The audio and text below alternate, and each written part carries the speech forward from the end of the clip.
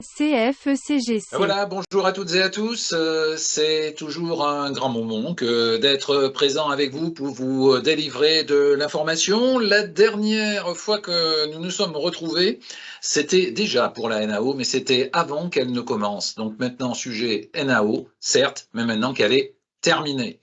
Je vous rappelle le même cadrage que la fois passée, en réunion NAO, l'indice des prix hors tabac qui nous a été diffusé par la direction n'était pas le chiffre présenté dans les médias et pas plus celui utilisé par l'ensemble des politiques. Donc cela nous a vraiment interpellés et nous a déjà positionné à un niveau bas de négociation alors que le vrai coût de la vie est de 4,9%.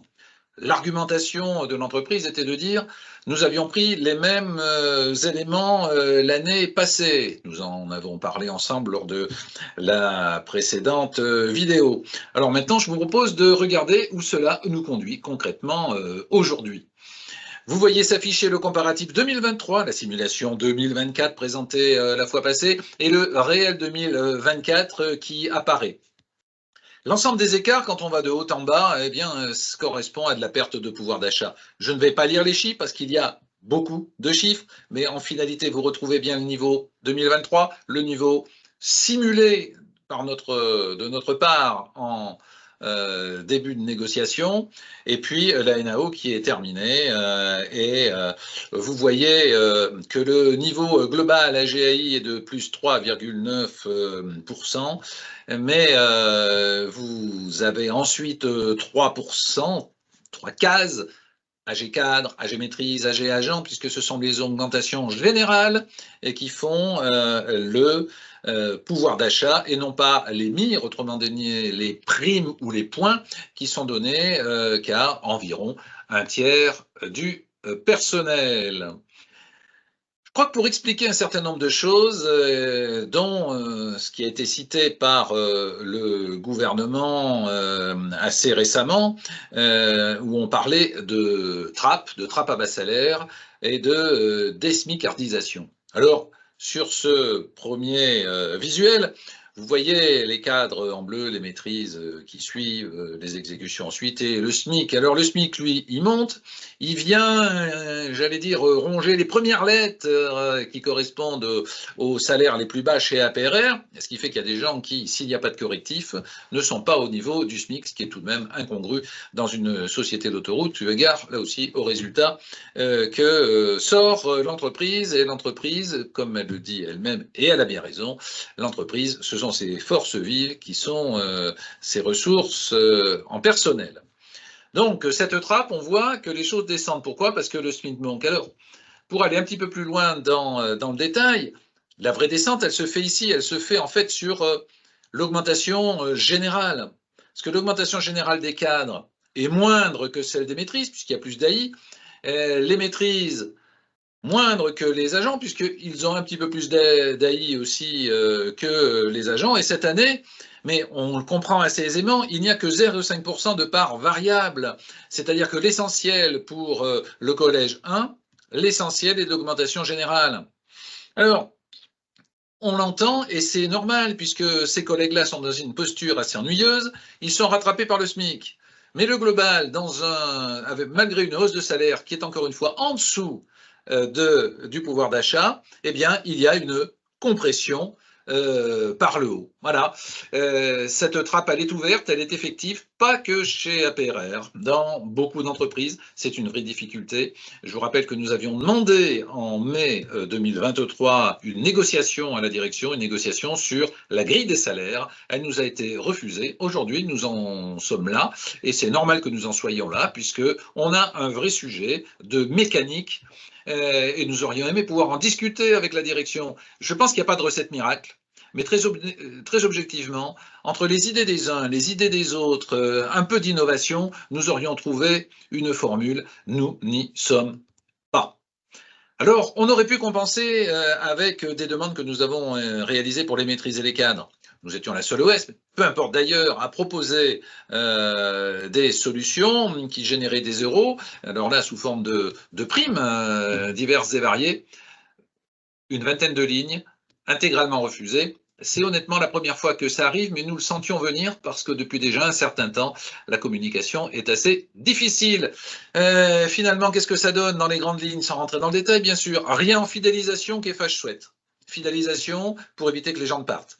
Rien en formation où les cadres sont discriminés sans prime tuteur. C'est pas qu'il n'y a pas de formation, c'est que quand il y a des alternants avec des agents, avec de l'encadrement, il y a une prime de tutorat. Eh bien, nous demandons tout simplement d'arrêter la discrimination et de les donner aux cadres. Rien là-dessus. Rien en recrutement. C'est quoi le recrutement? Il y a du recrutement, mais on met des banderoles ici ou là, de l'affichage pour inciter à des gens à venir, et c'est très très bien comme initiative. Simplement d'en proposer une complémentaire. C'est-à-dire, il y a un salarié, quel qu'il soit, qui apporte le CV d'un candidat. Ce candidat, il est recruté. Un an après, il est toujours là. Eh bien, à ce moment-là, on donne une prime à la personne. C'est la moindre des choses. Mais là aussi, balayé, sans discussion. Et un autre sujet qui, lui, a nécessité un peu de discussion en séance, les primes sur objectif des P4 et des P5, où nous a-t-on dit, aucun ne serait à 100% sur un item financier que nous ne connaissons pas précisément, mais en tous les cas, l'objectif n'était pas smart. On ne peut pas entendre qu'aucun cadre P4, P5 n'ait pas une PSO complète, au moins quelques-uns. Ce n'est effectivement pas entendable, ce n'est pas audible. La liste complète de ce que nous avions demandé, nous l'avions diffusée, vous l'avez peut-être eue. En tous les cas, la voici, mais vous ne pouvez pas la lire, c'est globalement trop petit, mais vous pouvez nous la demander ou la redemander, ou en parler avec les élus de la CFECGC APRR que vous connaissez. Ils sont autour de vous, où ils peuvent passer, ou vous demander à ce qu'ils viennent vous voir. 3,9 d'AG, donc, avec l'AI, puisque l'AG seul va entre 2,4 et 2,6% pour tous. Et ceux qui auront de l'AI, de l'augmentation individuelle, ce qui est bien gênant, c'est d'être encore sur le coût de la vie. L'AG plus l'AI plus 3,9, le coût de la vie plus 4,9, il n'y a quasiment personne qui aura ce taux-là d'AG plus d'AI. Ce qui nous ennuie, mais c'est effectivement, ça dépasse le cadre seul d'APRR, c'est que humainement, quand on dit à quelqu'un, tu es investi, tu as réussi tous tes objectifs, on va te donner un coup de booster, eh bien ce coup de booster ne permet même pas de conserver le pouvoir d'achat. C'est très, très, très, très ennuyeux. Alors, pour essayer de pallier à quand même cet ensemble global, il y a eu une intersyndicale. Nous n'y étions pas, il y avait 3 syndicats qui y étaient. Par contre, nous avons porté avec eux la même demande pour passer de 3,9 à plus 0,2. En fait, c'était même pas 3,9 en réalité, puisque le dernier pourcentage qui nous a été donné en négociation était 3,85. Il s'agissait d'arriver à 4,05, au-dessus du cap psychologique des 4%. Bilan, c'est 3,9. Alors, nous avions, nous, une motivation complémentaire, c'était de faire passer 2 demandes parmi toutes celles que vous avez vues précédemment. C'était plus 5 points pour les secrétaires ou administratifs qui n'avaient rien eu depuis 3 ans, et plus 3 points pour les responsables d'activité district qui attendent ces 3 points, puisque dans un CSEC, il leur avait été dit plus 5 points. L'année dernière, il y a eu plus 2, la différence plus 3, elle nous manque cette année. C'est assez ennuyeux parce que c'est de la parole donnée. Je crois que dans une négociation, toutes les parties doivent se respecter et doivent, comment dire, jouer le jeu de la négociation. Le gagnant-gagnant ne peut pas être un perdant-gagnant ou un gagnant-perdant. Aujourd'hui, globalement, c'est du perdant-perdant.